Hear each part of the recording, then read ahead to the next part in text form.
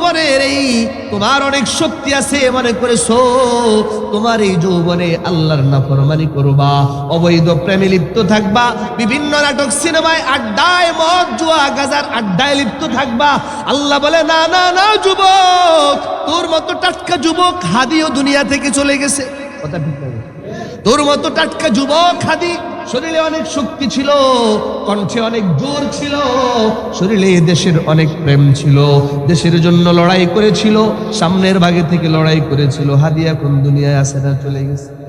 হাদিয়াও দুনিয়ায় নাই। হাদি কখনো মনে করে নাই এত তাড়াতাড়ি দুনিয়া থেকে চলে যাবে। মনের ভেতরে ভয় ছিল আক্রমণ হবে, কিন্তু এত তাড়াতাড়ি চলে যাবে ভাবতেও পারে নাই। নির্বাচনী প্রচারণা করতেছে, এমপি হবে, কত আশা, দেশের জনগণের খেদমত করবে, দেশটাকে পরিবর্তন করবে, কিন্তু সুযোগ পায় নাই। ও যুবক, তুমিও হাদির মতো যুবক, তোমারও শরীরে অনেক শক্তি আছে, তুমিও চলে যেতে হবে। যে কোনো সময় রবের ডাক চলে আসবে। বাইকের নিচে পড়ে অ্যাক্সিডেন্ট হয়ে বিভিন্ন ভাবে স্ট্রোক করে মারা যাওয়ার সম্ভাবনা জোরে বলেন আছে না নাই? এজন্য যুবক বাবাজি, প্রত্যেকটা শ্রেণী পেশার মুসলমান সব বয়সের ভাইদেরকে বলছি, বাবা সোজা হয়ে যান, সতর্ক হয়ে যান, রেডি হয়ে যান মরার জন্যে। মরা যেহেতু আসবে, মৃত্যু যেহেতু আসবে, মরতে যেহেতু হবে, এজন্য দিলের ভেতরে ভয় ঢুকাইতে হবে কার? আল্লাহর কিয়ামতের ময়দানকে ভয় করে ঈমানটাকে মজবুত করতে হবে।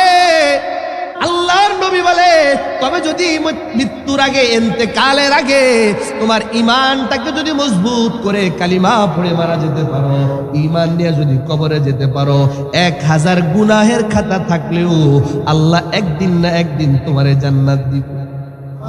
সুবহানাল্লাহ, আর জোরে কও, জান্নাত দিবে।